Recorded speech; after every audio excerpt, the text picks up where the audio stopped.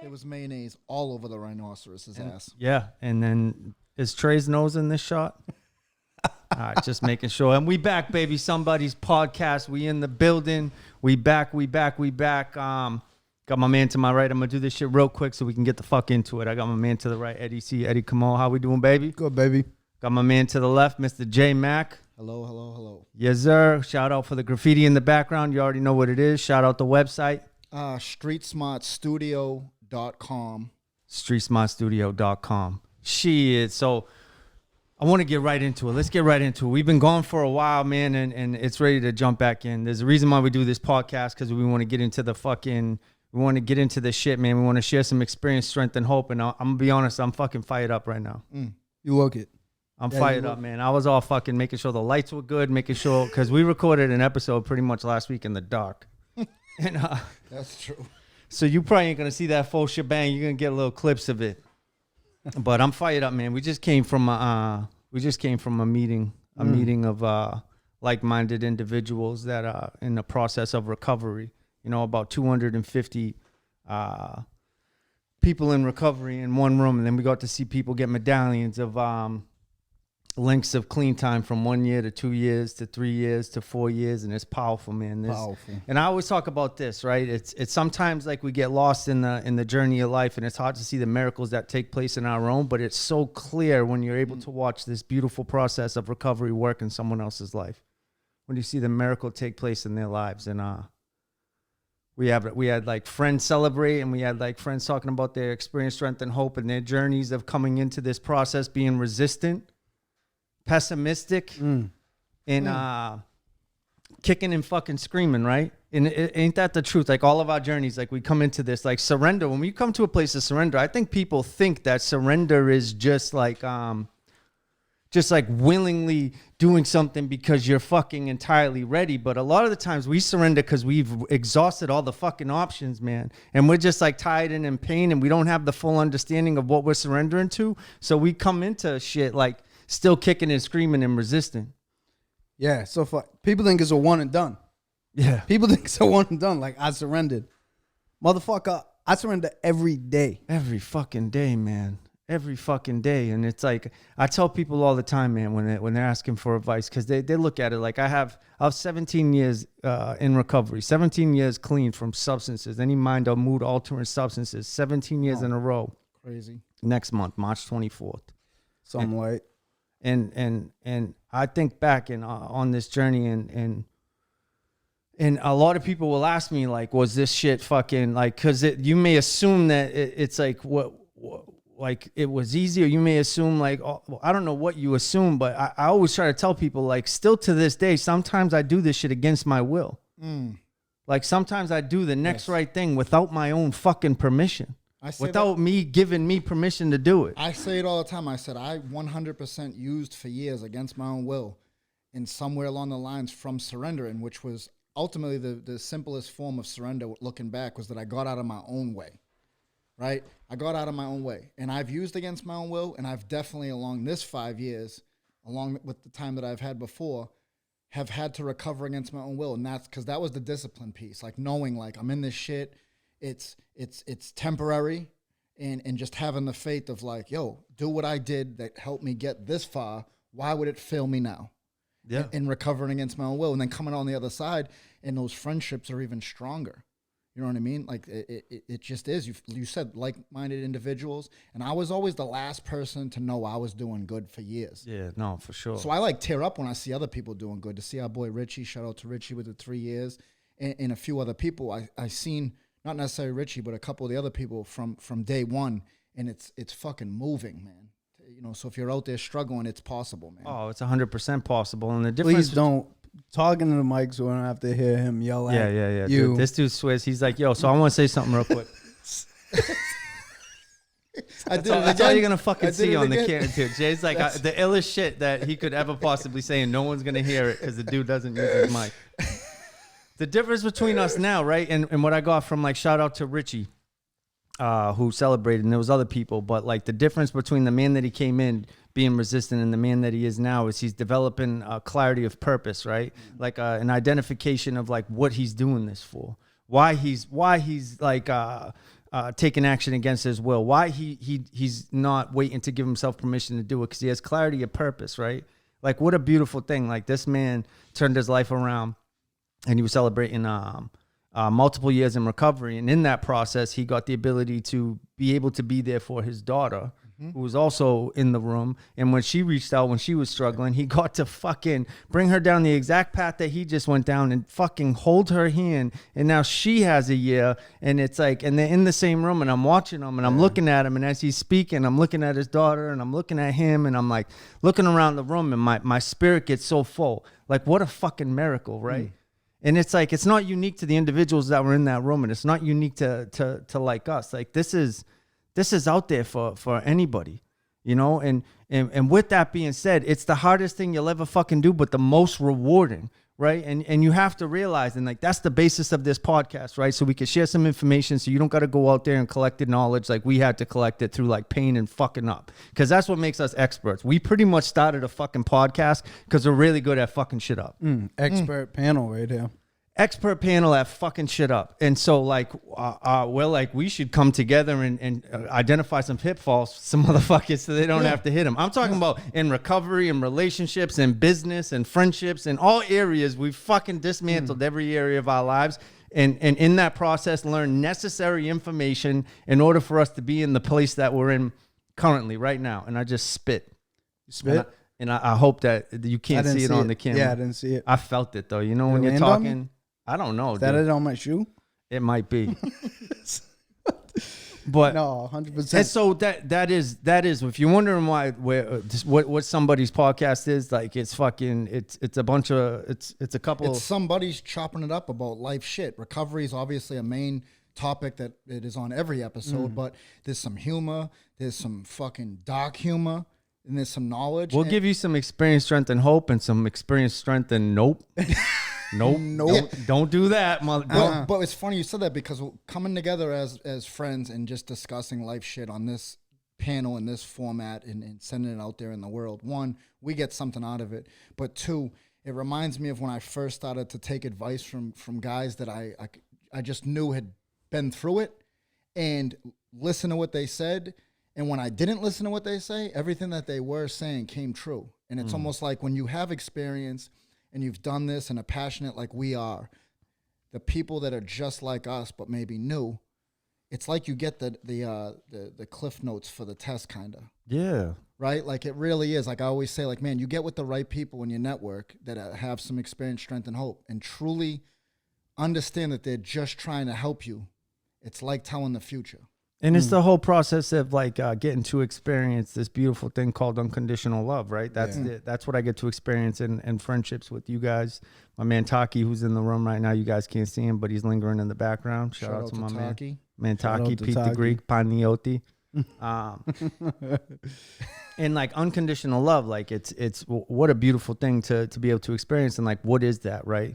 It's essentially like what the word is. It's to be loved without being based upon conditions, right? Like, and so like my whole life, a lot of my life, especially in friendships and out there, I always wanted to be perceived as something, right? So I required a validation component because I didn't know how to practice self-love, and I didn't have the ability to validate myself. The only thing I ever really knew how to do was to make myself not feel the emotions that I was feeling, which for the most time I used drugs. And then when drugs were out of the equation, a lot of those failed attempts at me trying to get clean, what I would do is I would try to fix feelings through validation, right? And people, places, and things, right? Whether it's validation through status, look at me, look how good I'm doing, or validation through like women, or validation through like, what can I attain? What can I show you that I attained? But none of it was just like drugs. It was temporary shit. I had the same experience, and I realized I always just wanted to fit in, right?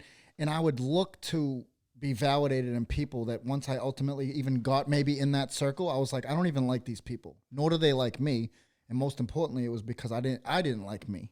Do you know what I mean? But I did that repetitiously in relationships, friendships, was always the new kid, when really the unconditional love part, I mean, it's tough to end up finding your people. I mean, I'm not even going to sit here and act like I went to like one meeting fucking spoke the way that I spoke. I had to learn to be honest. Yeah. Right. I had to, like we just said in the beginning with like recover against your own will. I had to like learn to be truthful. And once that starts to happen, it almost becomes addicting because it's freeing, where you just like send it, right? That's how the people were found, because other people like, I feel just like that. How would you know that unless you speak up and someone else goes? Dude, the most precious thing for me in this process, and like we were just touching on it, is sharing. We talked about, like, for me, it's men in this program who've told me things, right? Like the share our experience, strength, and hope. Share our experience, strength, and nope, right? Like, and then you touched on that, Jay, as far as like people telling us like, X, Y, and Z. Like, here's the blueprint, so to say. But like the most instrumental thing for me, and I'm not gonna lie, is I've never been one of those guys that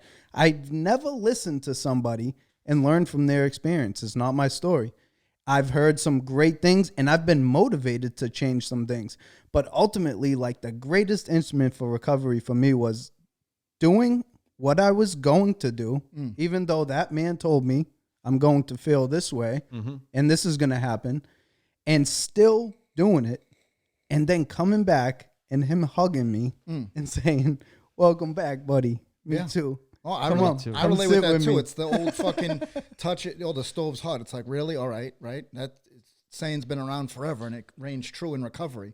I've definitely had some fucking thick-headed shit where I'm like, nah, that won't happen to me. I'm good, right? And it does happen. And ultimately, I did learn from what they said, because I was like, dude, he's been telling me all along. And I said, I'm gonna run the show, and it crashed and burned. And when I came back, those same individuals, just like you said, loved me up. And it's literally what it is. It's loving you up. No one really, I can't remember anyone actually saying, "Told you so, kid," or, you know what I'm saying? Yeah. Like, it might have come off in other ways, but really it was like, all right, so now you've learned, right? You went out for enough pain. You came back. What's up? What do you want to do about it? And it was like, everything. I'm willing to do everything about it. And if you're, and let's not get it twisted, right? We come into this process and we're full of shortcomings and we're full like broken individuals. I mean, in any process of change, the road, it starts out rocky. It's hard to shed these like these patterns of behavior and our reactions to these patterns, right? Our reactions to the emotions, right? Because especially we've had years of creating narratives, right? And not to get too advanced on motherfuckers if you're just watching this, but when you start to understand the disease of addiction or alcoholism or substance use disorder or whatever you want to call it, right? Yeah. You start to learn that it's centered in our mind, right? And so through our mind, it's the creation of false narratives, which we then begin to live in accordance to, which is the development of like your reality and your circumstances around you that you necessarily don't even understand that you are the creator of the chaos of your life, right? So and essentially what it is the broken brain, right? If I want to simplify it, like the disease of addiction is essentially myself talking to myself in my own voice and giving me fucking terrible information, right? And co-signing it. And co-signing it. And creating false emotions, which then will get me to take action against my emotions because I don't want to feel emotions, right? And so that was my process in early recovery of like confusion, because two things is what constantly kept me sick, and we talked about this last week in an episode that we're not going to post, so I'll talk about it again, right?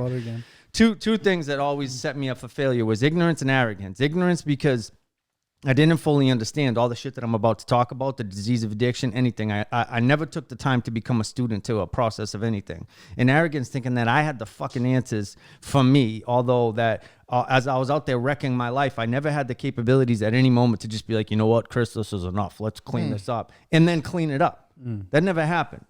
It's as ridiculous as when someone used to say to me, hey, kid, why don't you just stop? I mean, shit. Yeah, thanks for that. Yeah. Fuck, I wish I thought about that. Damn. Knucklehead. But so going back to the creation of narratives, the disease of addiction, it's essentially the broken brain.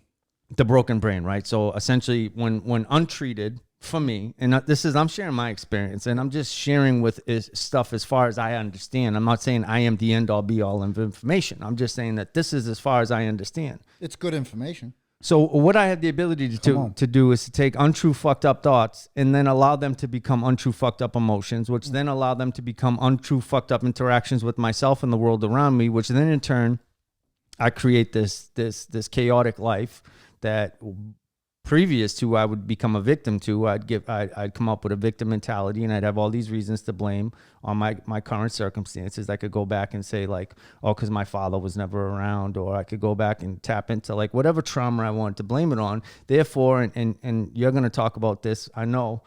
You're going to tag in because I love when you say this. You talk about your sponsor.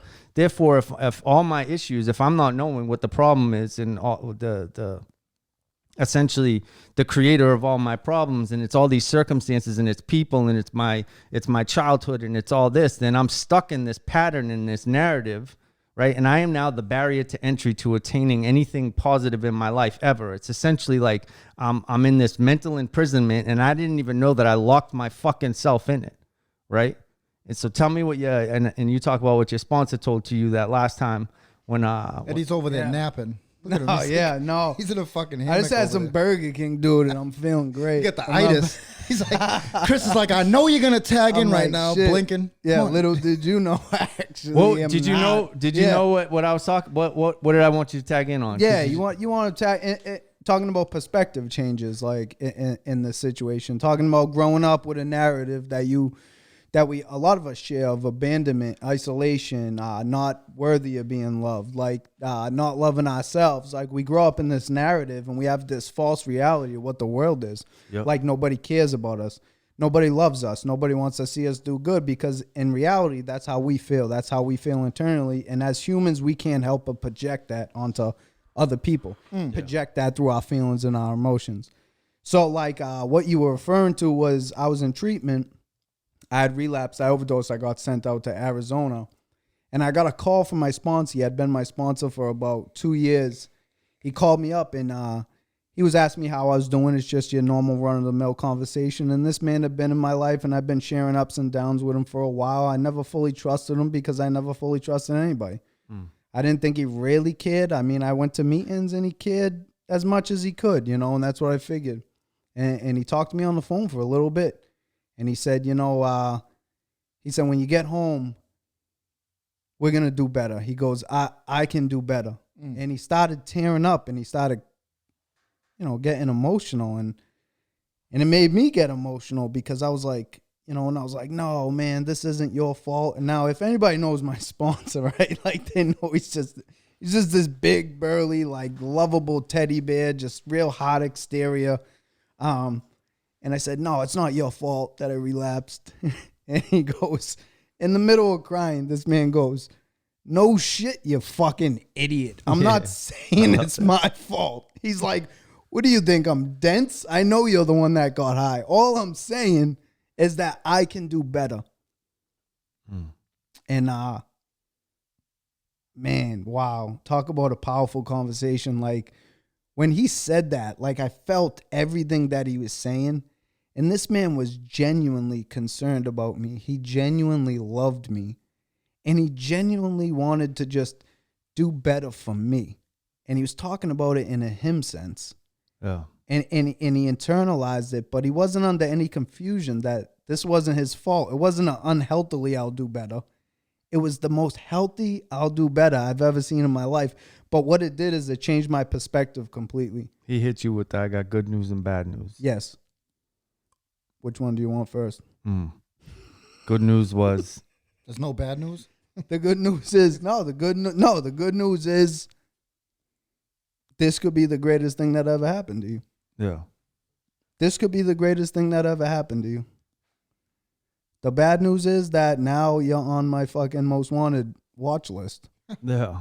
I was referring to that. He said you had good news and bad news. That the good news is that the bad news is that you're the problem. You are. Oh yeah. No, he said I got good news and bad news. He always told me, he says, listen, you're the reason for all your problems. You're the reason for all your problems. He goes, and that's good news. Yeah. Yeah, that was an older sponsor. You mixed the story. That was one of my first sponsors, this guy Jay. Yeah. He was so enthusiastic, but he would always say, like, when I came back from a relapse, he goes, listen, this could be the greatest thing that ever happened to you in your life. And like, anytime I come to any type of realization, he sat there and he goes, listen, I got good news and bad news. Like, he goes, hey, you're the problem. He's like, that's good news. He would be so excited. He'd be like, that's good news. You're the reason for all your problems, buddy. And he goes, if I was the reason for all your problems or they were the reason for all your problems, he's like, you'd be fucked because you can't change us. And once you realize it's your fault, it's a game changer. And I've heard you shit like that, Eddie. I've heard you, and I know Chris agrees with that too. I really haven't met an addict that's in recovery or in sobriety, whatever you want to say, that doesn't have the accountability piece, because if you're fucking gonna weigh your happiness off of what other fucking people do, you're fucked. And I'm saying that coming from experience. I used to fucking point the finger at all these people, and I didn't take accountability. And once I started taking accountability, which still reigns true to this day, because we fall short. Yeah. With 5 years clean, I still fall short. And I'm fucking grateful that I have that awareness that if you keep the right people around you, even the ones that, you know, might have more time or more experience, they're on the same fucking journey. As far as this is an evolution of self, and there's no graduating point. And I kind of I used to think that was like scary. Like, what do you mean? We're just going to always be doing work? Yeah, motherfucker, there's always work to do. We're on a journey where we've never been where we're at now. Like, yeah. Do you know what I mean? Like, for real, families are now growing, and businesses, and just we're getting older. And I don't know, I view life differently. The best part about that though, Jay, is you haven't even scratched the surface yet of what you're capable of. And that's my favorite part about this journey. Once you have that realization, especially as a member of in a recovery process, God damn, does everything open up to you? Because you go through like years of accumulation of time, right? And you're always so blown away when you stick within this process of like the type of changes that can occur. And that's the confusion when we first come around. You don't understand the profound effect of like truly entering in a process of being in recovery, right? Because we confuse with time without the usage of drugs and or alcohol for like being, but there's a difference between like a surrender and being a part of a process, right? Absolutely. A part of being a part of a process of recovery is like a sense like it's essentially what we call like a complete self audit, right? It's to have to finally face yourself and all the stuff that's going on with you internally, right? To truly make an internal change is to go deep in. Essentially, I tell people all the time, it's only until we understand the depths to the darkness to which we suffer can we understand what is required to get us back to the light. 100%. So what does that fucking mean? That means like to take some time and go internally, go within. Right? Justin used to always say all the time, go within or go without. And what he means by that is until we're able to go within, you'll never be satisfied from an external world, because there is no external solution for an internal problem, right? That you can attain as much as you want on the outside world, but that's never going to give you the peace of mind that essentially what we're looking for. What we're looking for is freedom, right? Not freedom from the cops, freedom from probation, freedom from all that. It's freedom from self, the mental imprisonment. So how do we get that freedom, right? And why are we trying to attain that freedom? Because when you get to that place where you're sorting through the clutter to get to the clarity, which we'll never be able to do by ourselves, but why we're sorting through the clutter to get to the clarity, so we could get back in alignment with our spiritual intuition, our fucking God guide, our sense of purpose, the reason why you're on this fucking earth, that place in your internal system that is just love, right? That love for yourself and love for humanity and other people that's been clouded by darkness and anger and resentment and resistance and all this shit that your disease doesn't want you to get back in touch with. That's being of the mind, right? Not of the spirit. Being of the mind is that voice that constantly told us when we were younger that you're never deserving of anything, and that people who love you are eventually going to leave you, and that you're always going to be in this place of pain, and you'll always be depressed, and you'll always have vanity issues. Run by fear. Always run by fear. Always. Every time you get a good idea, there's that secondary voice that tells you can't do it. You won't be able to. Or the second you feel good about one thing, it's that voice that comes up to make you feel like shit about another. Right? It's like, how do we get what is the spiritual intuition, right? So the spiritual intuition is that's that Christmas Eve feeling, right? That sense of that place of love that's always been inside of us. It's that sense of like, that's always looking for the good, that sees or senses the good in people, but it also senses the other information. It's that guide that when you've walked into a room before, it told you we're not supposed to be here. Oh yeah. And your head said, nah, we'll be good. And then shit popped off. Or it's that relationship that you were in for many years that your intuitive self was like, this is done, this isn't healthy, but your head's like, no, it's gonna work. we can change. Your spirit will let you know years in advance before your mind will come to a place of acceptance. The intuitive is what tells you like you can be a fucking world famous graffiti writer. The mind says that how the fuck you gonna do that, right? And then other people of the mind will say, well, that's a childish dream. How are you gonna do that? That's how you're gonna make money off of it's or that'll say what you're saying right there literally just made me. I just had like this great mood just come over me. I was 13 or 14 years old, and something in me, because I had chased all the wrong shit. At that point, drugs hadn't become a major problem, but I definitely was already dabbling and was around drug addiction and all this stuff, right? And there's something in me that said to chase that, and it gave me this exciting feeling. And literally in a couple of weeks, I'll be 42. I've been chasing that my whole life. Well, I shouldn't say chasing it because it seems like I haven't caught it. I chased it, found it, and it makes me thoroughly, was that the word? Yeah, I think that's the right one. Thoroughly happy. I want to clarify this. Thorough or thorough? Thoroughly. That passion, okay, was one of the only things that I could really bring up as a topic and be like, yes, this is something I'm passionate about, until a handful of years ago, where the journey of self and recovery and you know, people I think get misinformed too at recovery. It's like you don't have to just go to a fucking church basement to recover. No. Right? I am a member of a 12-step fellowship. However, there's a lot of other things I do. And I was very passionate about art, and that helped me in my life, and I lived a very positive life doing that. And then the journey of self, realizing, like you just said, because I grew up, fear is probably, if I had to give you one word of my childhood, like only one word, I know we could all come up with a bunch. Fear, 100% is at the top of that fucking list, to the point where I worried myself sick. Yeah. And I remember as a kid, that was my first escape, and I've turned it into a lifestyle, not even just a career, because if I never made another cent for the rest of my life, I still would paint. I would. It saved my life.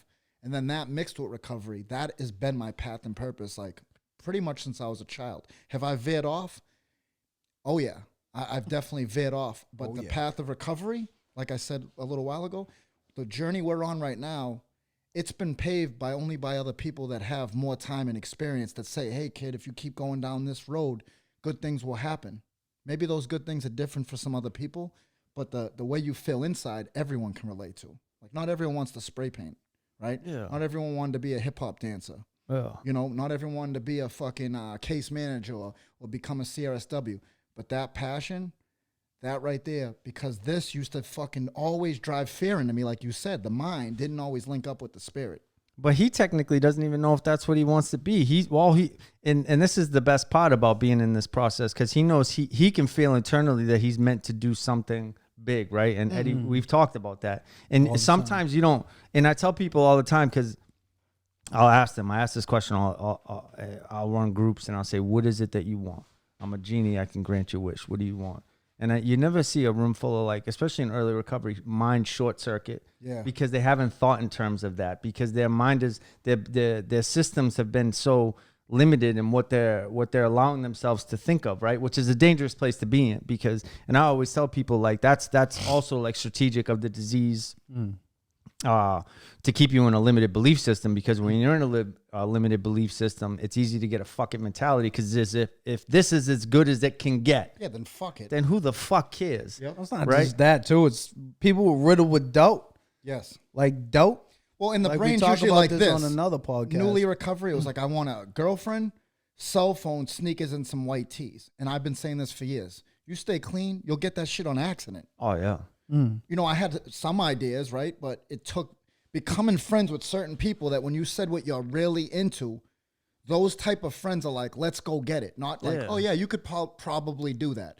It's like, no, think of it here. And this shit started young for me. I mean, it didn't happen young, but the mindset of let's go for what we truly want, because we're only here for a short time.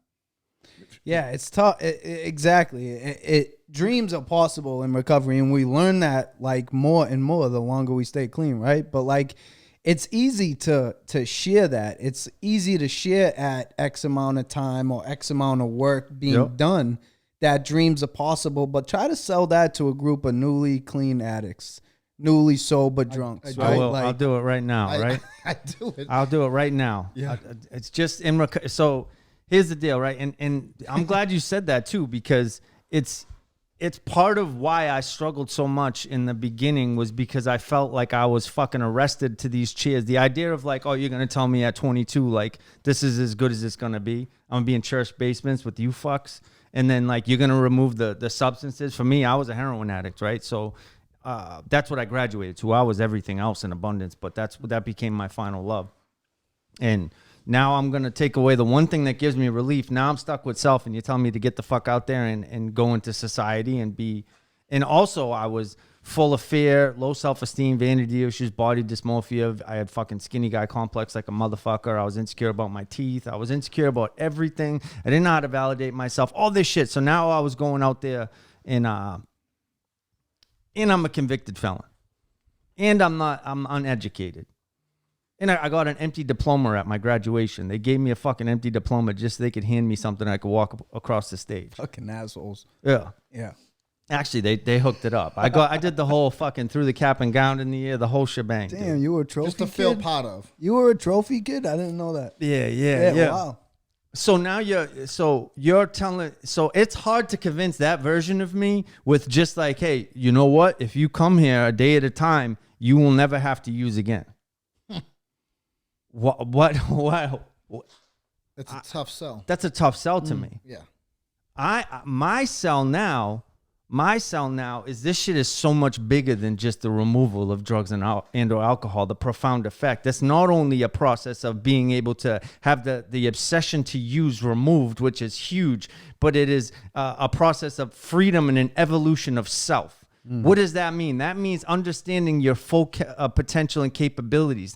That means that all these emotions that we brought in here, the anger, the low self-esteem, the fear, and all that, that is a byproduct of circumstances. It's not a declaration of who we are. It's actually only a declaration of where we are currently. And my fucked up mind isn't real.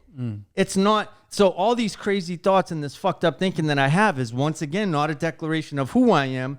It's where I am. And in order for me to get to who I actually am and want to be, I have to be in a place of transparency of where I'm currently at, right? So when I tell people, when you come into this process, why are we surrendering? Why do I want you to get connected and to be transparent with self and to tell your truth and to be in a place of relentless communication and having this dialogue constantly, even when you're uncomfortable, is because the fucking reward is so much bigger than you can possibly imagine. So much bigger, right? It's you. I can't even put it into the words to make you understand in your mind because it's only something that you can experience and feel. Yes. To understand. Yes. Right. And what am I talking about? I'm talking about like the shedding of narratives, the unraveling of all these narratives of I can't, I won't, the changing of the dialogue in which the ways we talk to ourselves. That fucking changes. So therefore, if I'm telling you that the disease is us talking to ourselves in our own voice, fucked up constantly, which is constantly because you do realize we suffer the emotional repercussions of our thinking, whether it's real or not. Exactly. Whether it's real or not. Words are so powerful. if your thinking is fucked constantly, your emotions are going to be fucked constantly, which no shit, you're constantly going to be in this place where you want to seek out relief. When I tell you that you go into this process of surrender and you do all this work and that dialogue changes, which in turn, all those emotions that we're talking about, thinking like, oh, I'm always going to have to take SSRIs for depression, or I'm always going to have to be sad, and I'm always going to have to require validation. I'm always going to be in fucked up relationships because I'll accept whoever will just love me where I'm at because I don't feel good enough about myself to like when this process gets to a place where when you actually work on this shit and you sort through your clutter to get to your clarity, you start to get a new sense of self and get reacclimated, like I said, to the spiritual intuition, which then can begin the secondary component of the development of a life worth living, right? Which gets you living a purpose-filled life with relationships that are relationships that you actually want, with the ability to practice self-love, right? And to build up your self-esteem, which those are action words. In order to build self-esteem and love, self-love, you have to do self-esteemable actions. You have to 100%. And it's exactly like you're talking about. Like, and that's why they talk about like don't give up before the miracle happens, right? Yeah. Like, and we're talking about like what we learn on this journey and like where we go and like we learn. Everything's through experience. I don't know, like everything I've ever done and ever experienced, I've learned through mine. And we hear other people's experience, and that's for the hope, right? And like that's why we share. Like where you tell addicts and alcoholics, like, listen, all your dreams are possible. I heard that a million different times. I never believed it, right? But one thing I believed is like those little small things, like first things first, right? And that's why it's so beautiful. And there's a reason we call it a journey here, because it's a journey. And like, think about this. My mind told me I could never get clean. I would never stop shooting heroin, smoking crack. It was never going to happen. Something just as small as that, right? And they said, keep coming. Don't quit before the miracle happens. Like, you'll lose that desire to use. You'll lose it, right? And I held on to that, and I never thought it was true because I sat there for 2 years. For 2 years in this past recovery. With 4 years, the first 2 years, I did not lose the desire to use for 2 years. Damn. It happened 2 years in. And that's my experience, right? Like, But here's the thing. They told me, don't quit before the miracle happens. Don't quit before the miracle happens. That's not a one fucking time ticket. That's not a one-time ticket. That's not a one-time saying. Like, that keeps being told to me. Don't quit before the miracle happens, because guess what? I lose the desire to use, and I'm like, all right. That's why they call this a journey, because now it's like, oh, all right, well, I don't want to use anymore, and life's getting good, but my credit's messed up, and I don't have a job that pays me this, and I don't have this, and I don't own a home, and it's like they told me again, don't quit before the miracle happens. So I stick around, and I start to get some of those things, right? And like as we go through this process, every day we have to don't quit before the miracle happens. Like, that's our journey, man. And that's it's a new sense of surrender, because with new levels come new devils. And so the disease can and will manifest itself in any and all areas of your life. If you don't know what I'm talking about, that's like becoming a student to this game. I continue to go to a 12-step fellowship, and I had to become a student. So like, and understand what the disease of addiction is and how it can and will manifest itself in any and all areas of your life. So what does that mean? It does not require a substance to get us high or to make us feel like shit. It can take anything that can take us out of ourself and our current circumstances. And if it can give us relief, we'll use it repetitively until it no longer works and move on to something else. So like, I have that information so I can understand when my disease is manifesting itself in other areas, and my disease will come in and try to creep in as my life progresses, right? So that's why it's so important that I make sure that I catch my mind up to the pace that my life is, because inevitably, like Jay said, you fucking stay clean for a little bit, all that shit will happen on accident. You'll get kicks, white kicks, shoes, a job, fucking Red Bulls, chlamydia, all that stuff. It's inevitable. You know what I mean?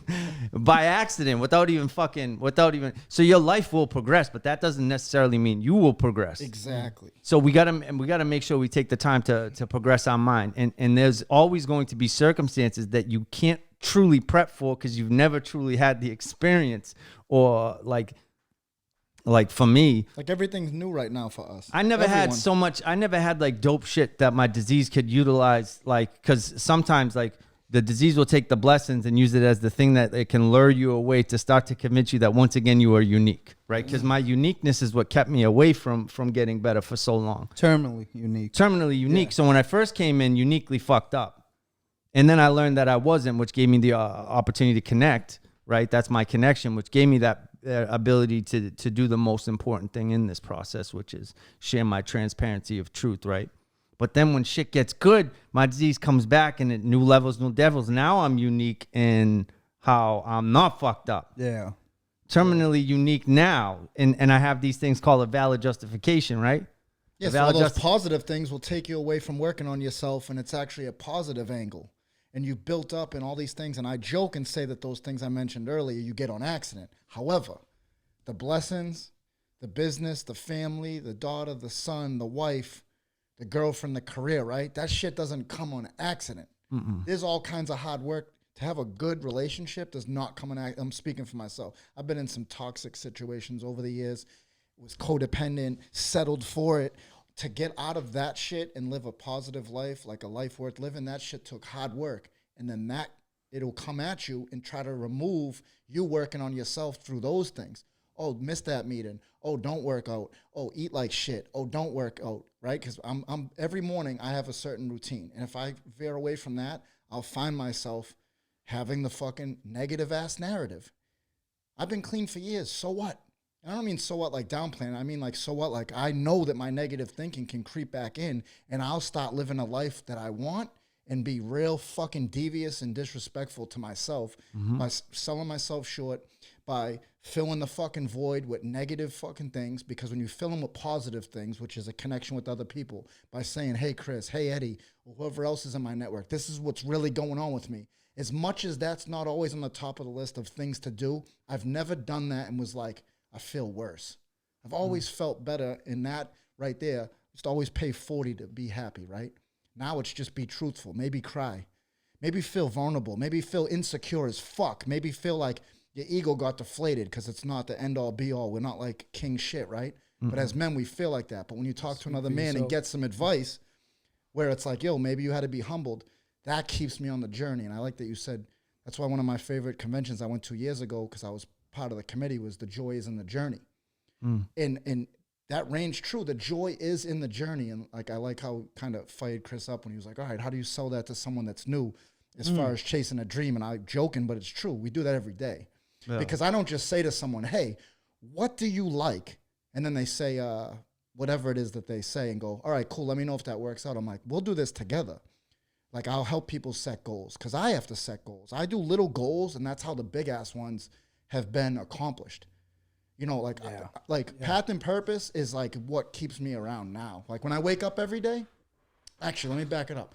For years, I was scared of bedtime or, like, the night ending, right? Because the next day is a rat race. Yeah. Now it's the opposite. About 9:30, 10 o'clock comes every night, and I'm looking forward to the morning because I got my routine. I get up, I get after it. I work out, build relationships, talk to sponsees, talk to people that help me, right? And by doing that repetitiously, I now recover against my own will. Sometimes there's days you just don't want to do as much as you actually have to do this, but I do it anyway. It's almost like you go on autopilot because guess what? I know that the evolution of self, just like Chris says, and I love when he says that, you've been saying that to me for a while, is that you're just scratching the surface. And I love it because it's such a humbling way to look at your own life and go, I'm not minimizing what I've accomplished. Like, I've definitely accomplished some serious shit that would scare me if I said to the 20-something-year-old version of me. Same thing with Chris. And now I go, yeah, you're right. We did accomplish that, but we are just scratching the surface because that's a motivating thing. Oh, no, and sure. I like that. And I like what I want to hear more because I like, too, where Chris was going. Yeah. Like, you're talking about some advanced shit right now. All right, you was about to get into some advanced shit where he was talking about positive narratives. Yeah, whatever, tomato, right? Yeah, positive narratives turning, like in the disease, how insidious, insidious meaning attractive but deadly by definition, turning positive narrative into a diseased mentality. Like, and that's what you were just going off of. And I was like, but it's actually not even that advanced. But it's not even that advanced. I'm going to break down it's top dog how it's not advanced. Because most addicts... He got spicy with you. See that? He's like... This is what the podcast is about because we have different perspectives. Not advanced. Hey, guess what? If Eddie's talking about his narrative, that shit ain't my narrative. Ooh. We relate with some shit. And when Chris talks about his narrative, we have similarities, but we have differences. That's the best part about this podcast. Here's why there's a difference in that. I see addicts all the time, including myself when I was younger, get the job, get the fucking girl, get a car on the road, get a cell phone and go, I don't need meetings. And all these positive things, I sold myself short because I got those 4 things on a list of 25. I'm good now. You know what I'm saying? And that negative narrative of I'm never going to be able to use again to then not wanting to use. And because I didn't want to use, I was like, oh, I'm cured basically. So that narrative did change in early recovery, and that's when we were just talking earlier about I have to fucking touch the stove. Touched it mad times, right? And that's a perfect example of it. Just, oh, you're going to warn me about this? Nah, I got to try it. And I'd get these good things. I'd get the things that I said you get on accident, plus a couple others. Maybe I started to become a barber. I'm like, oh, I'm good. I don't need meetings as much. I don't need this, right? Next thing you know, I'm fucking drinking on the weekends, and I'm like, I'm not an alcoholic. That narrative, it lied to me. The voice that Chris is talking about, it's literally always there. It's the same one that you can be in a good relationship and start to look this way.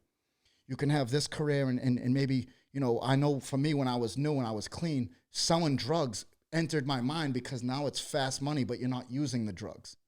And it was older guys and guys that were like, kid, are you fucking plugged in? Because I would voice that like, oh, I think I'm going to go here and do this because I'm not using anymore. They're like, kid, you're going to fucking end up relapsing. Anyone ever tell you back in the day you'd relapse if you kept doing what you did and then you did? Yeah. So this is why I tell everybody the same, these three things. This is how I do a quick audit, right? I tell for me, as far as I understand, this is from my personal experience, the three most important things, whatever journey that you go down are these three things. And if you've ever relapsed or if you've gotten clean and stayed clean and had some like true change in your life, it's because of these three things, which is connection, honesty, and relentless communication. Connection, because obviously this process with ourselves, by ourselves, classifying ourselves as unique in our suffering and in our pain and in the way that we think, all that shit, we're in a place of suppression of truth, and suppression of truth is what the disease uses, what mental health uses, what all this shit, what is that is pretty much the weapon that the disease uses to fucking club you over the head with fucking these random thoughts from fucking nowhere that tell you that you ain't shit, right? And I always prove it to people, right? Especially in early recovery. The suppression of truth is what the disease will weaponize, right? And how it does that is it'll lie dormant for a little bit, but then as you start to catch traction, maybe you take some showers, you're feeling good, you're eating, you got a few weeks, a month, or whatever. Solid. Yeah, a couple haircuts. And you're like, ooh, I feel good today, baby. And then you have this random thought from nowhere that's just like, hey, piece of shit, remember this fucking awful, terrible thing that we did that we hate ourselves about? Now, where does that thought come from? Right? It's not like you went looking for that thought. Like, it's not like you made a conscious decision like, hey, I'm gonna make myself feel terrible right now. No, but that thought will come and it'll continue to come. And you can't think yourself into not thinking that no more. And the more you try to push that thought away, other thoughts are gonna come back in fold. What we resist persists. And that's just human nature in general. So the connection component, because it opens up the opportunity for the key of all, the number one key in any type of change or any process of anything, which is honesty. Honesty. It's only through honesty can we be accountable, and it's only through accountability can we change. But if we're never in a place where we feel the freedom to share our true self, right, where we're truly at. And I'll share real quick why I stayed in suffering for so long. And I tapped in on it earlier because I classified where I was at in my thinking and my past as who I was. And it's not who you are, it's where you are. And you're never obligated to be anything other than what you actually are in this moment. Your responsibility to yourself is to your truth. And through your truth, change can and will occur. But when we constantly put ourselves in this place of fear and terror, like if I show you or tell you where I'm truly at, maybe I'm not up to par or up to standards, or maybe you'll look at me different and all that shit, or you'll judge me and all. When we can get past that place and understand that your freedom is reliant on that exposure, and that exposure is going to be the hardest fucking thing you ever do. Ever do. It is going to be the most fucking painful and humbling thing, but yet the most rewarding. Because when my journey when my process finally began, it began when I finally allowed myself to tell the truth. That's when my freedom came. That's how you get to your clarity. That's how you get reignited with the sunlight of your spirit. That's how you de-weaponize the disease and you start to get back into your God center, because you de-weaponize the disease from using all that shit to understand that you're not alone. You're not uniquely fucked up. Your thoughts aren't who you are. Your circumstances aren't where you're always going to be. These emotions that you're feeling now are a byproduct of your thinking that you're now in the process of fucking changing. So that means that that's not a permanent state. So therefore, like, this freedom is attainable. And so when I get to that place and I give myself the freedom to be, right, and understand that it's okay to not be okay. You're going to fuck up with human beings who suffer from human frailty, who also had trauma, who are also addicts. Come on. No shit, you're going to have some fucked thinking and fucked emotions. Yeah. But your only source to that freedom is to go into a place of exposure and understand not everybody's going to accept your truth. It's okay. Just like this podcast, it's called SomeBuddies because it's not fucking for everybody, but hopefully it's for somebody. And that's how I work my recovery. Well, the goal is connection, right? The goal is connection. So I walk into a room and maybe my truth isolates 90% of y'all motherfuckers, but 10% of you want to talk to me after because you have some similar circumstances. That's the most important fucking people I could find in that room. And that sparked the inspiration for them to do and reveal their truth. It's what's said. Like when you said that still happens to this day. You going through something, relationship stuff, coming back from a relapse. Because we're all on a journey and not everyone goes through fucking pain just that gets the white keychain and is new. You can have years clean and have more fucking pain.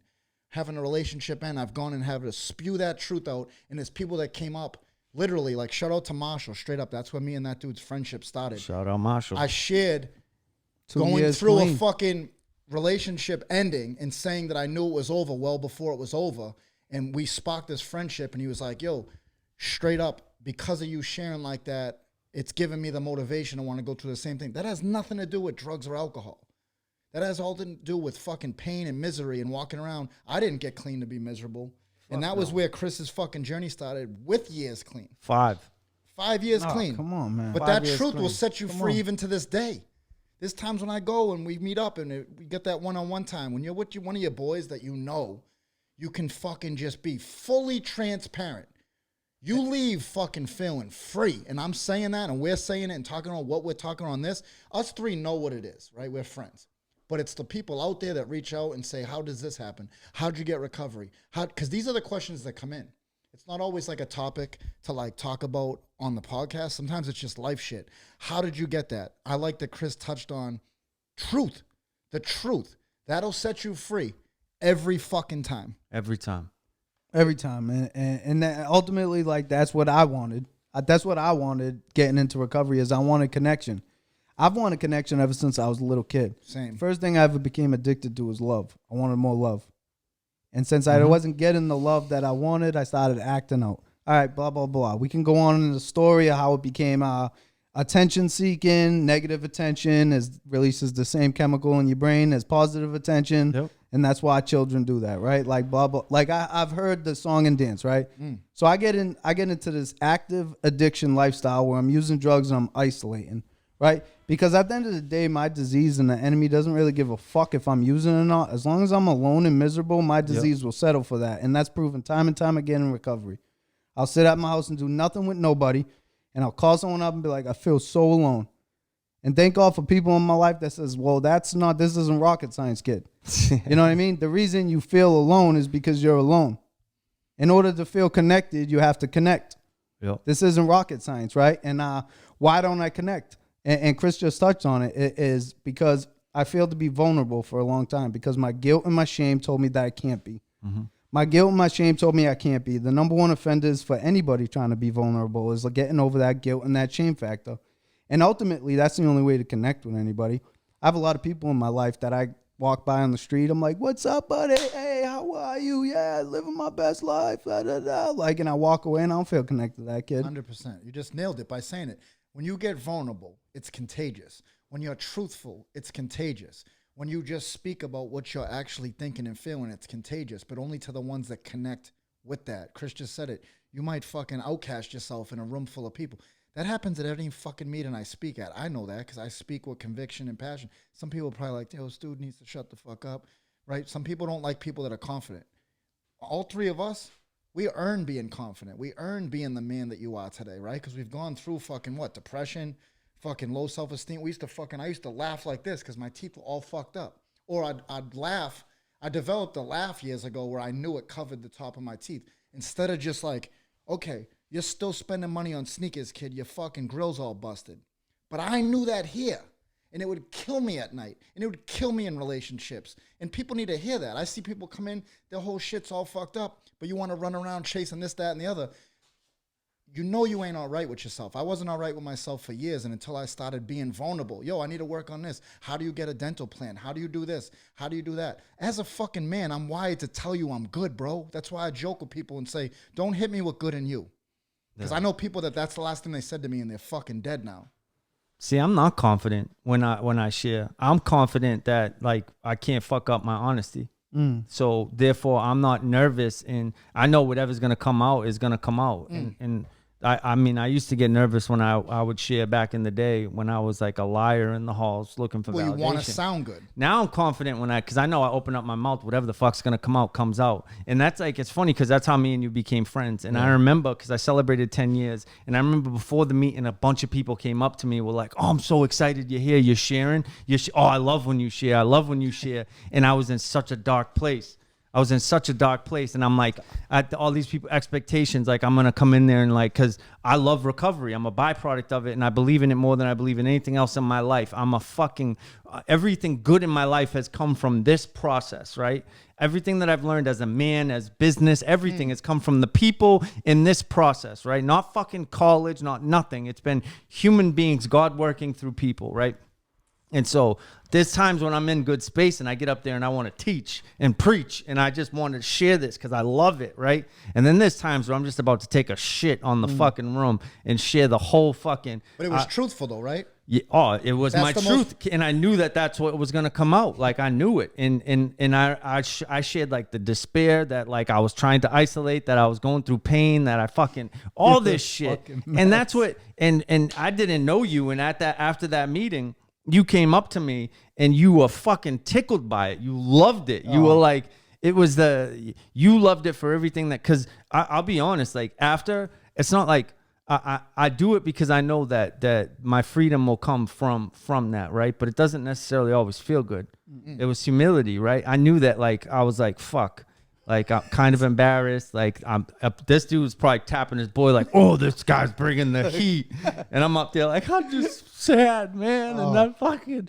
I don't. It was such a mess. Oh, I was a hot mess, but the gift was you.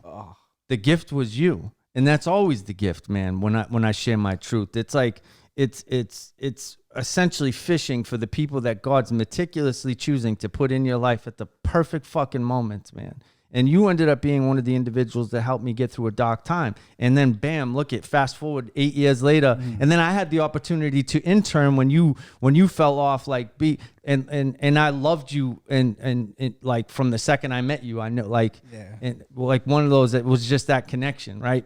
I remember you were preaching to me in the Kelly's Roast Beef parking lot or wherever the fuck we were. Revere, and you were just telling me that I know God loves me and I'm gonna be all right. And I believed you, and I just met you, and that love I felt, and it just, that is the that's why I go fishing with my truth, man. And that's why I say relentless communication, because I need to relentlessly communicate when I'm suffering internally. And my head will tell me that like no one wants to fucking hear you, and maybe not everybody does.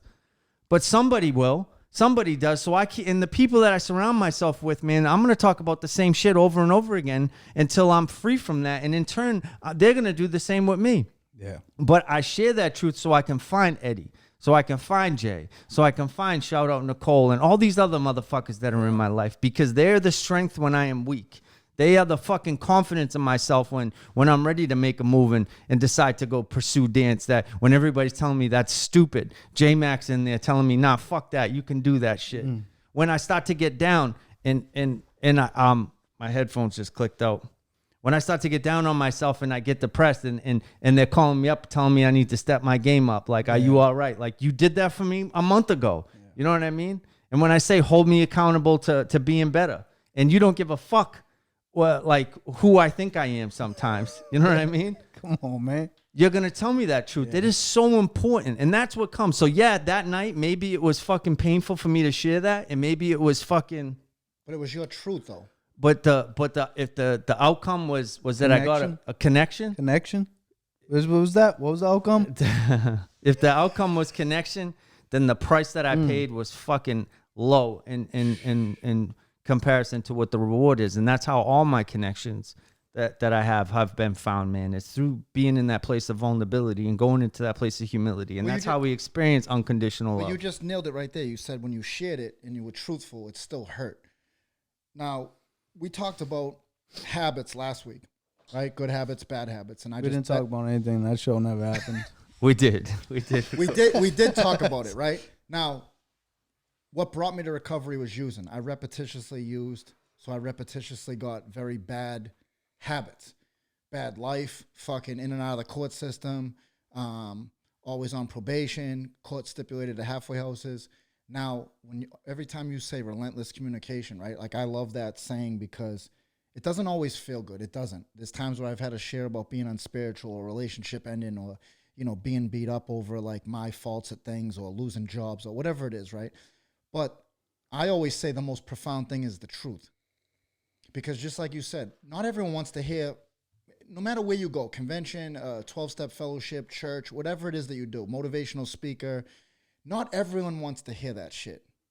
But the reason why it's profound is because if it's truthful, whoever else is sitting there with that truth, they needed to fucking hear that. And that's where you get connected. I've been at meetings with someone, it's just, maybe it was negative to someone else, but what I hear is the fucking pain. We all have drugs in common, at least in the past, right? But when people start tapping into the feeling and the pain and the resilience of how you bounce back in recovery, that's the shit that keeps me around with 5 years. I don't want to fucking hear your story about drugs. I want to hear how you relentlessly talked about your truth, how you relentlessly recovered against your own will and went and did whatever your path is. There's many different paths to recovery. But as long as you're better in yourself, that's a good path. And I've done that many times saying I should quit now. I'd love to eat shitty for the rest of the month instead of eating good, right? Yes, I went from a heroin addict to giving a fuck about what I eat now today. Imagine that. You were just eating fucking gummy bears before the podcast. That was my little treat. Just so you guys, fucking, I'm looking at him right now. Motherfucker came in here with gummy bears and he came in here with Burger King bag. That was my treat. But I'm new to and I'm gonna tell you real quick too, and this is going off of what he was just saying. Like you were just talking to our man Josh, Jay's brother. We were just at, and talking about me and how like I'm one of those people in some people's lives where you can call me up with the worst shit in the world, and I'll try to make you feel better about that and why I'm like that.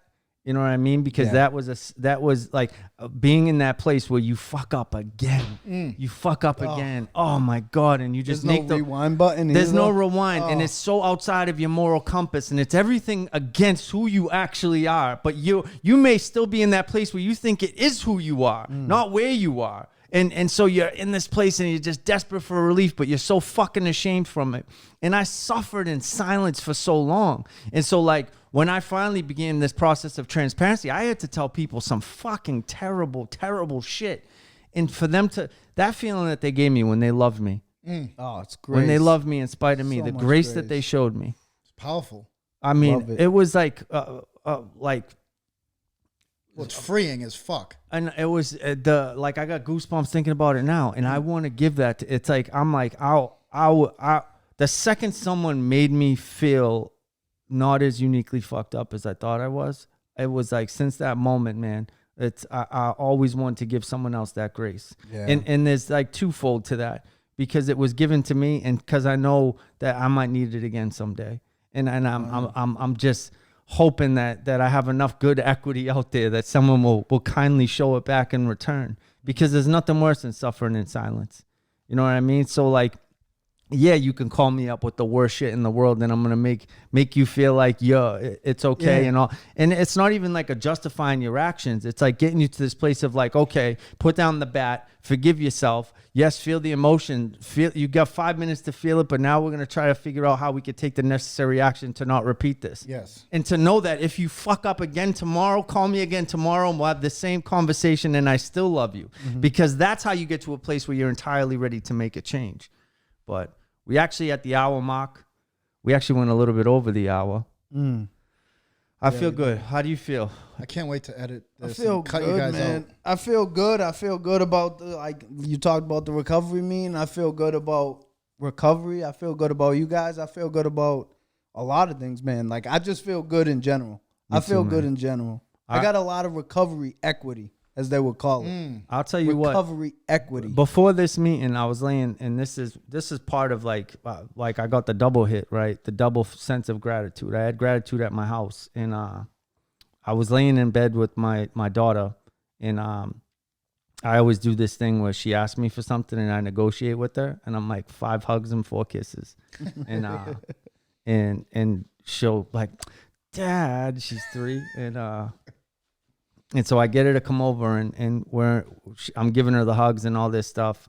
And I'm saying, you're my daughter. And she's like, and I love you. And we're just talking like that. And she's like, and you're my daddy. And she's like, and Papa is mommy's daddy. And then she goes, who's your dad? And I said, oh, my dad's in heaven. And I'm like, he's with God. And she goes, oh, I love God. And I'm like, and God loves you. And she's like, he's the best. I'm like, he is the best. And I'm sitting there talking with my daughter about God. And because I talked to her about God. And I'm one of those people that like, I'm not you can believe in the universe. You can believe in whatever else you want. I don't care. I believe in God. Actually, me and Eddie are Jesus guys. And like the way God's meticulously worked in my life, like even through like when you look back and you connect the dots, because you'll never be able to connect them looking forward. It's only when you look back and you see that everything that you've gone through, good or bad, and you can see God's hand in all of that, and how he's shown you so much grace and love. And from that moment, like, and having that faith and being gifted this beautiful life with these beautiful relationships and like this beautiful little girl that if you would have asked me 16 years ago, I would have told you this would never be possible, that I would never be qualified to be a father to anything. And like knowing that God has given me that gift, and then to be able to like have that moment with my daughter talking about like, it was so powerful, man. And then to go to the celebration and then all that shit, man, it's like God is good. God is good, man. And that is part of the connection component, because the more I'm connected, the more that God can work through people, man. God is good. And thank you for making me cry, you piece of shit. Oh, my bad. But we're back, baby. Hopefully this shit recorded. I want to again, thank you guys if you made it this far on the podcast. Sorry if we've been gone for a little bit. We're back now. We're going to be hitting you weekly with the episodes. This is what it is. Like, comment, subscribe, all that shit. And shout out Mom, because you definitely made it to the end, and I love you. And shout out to my wife Samantha, because she'll watch the whole thing. Shout out to Juliana. Yes, sir. Shout out to everybody. And Nicole. We love you. Peace. We out.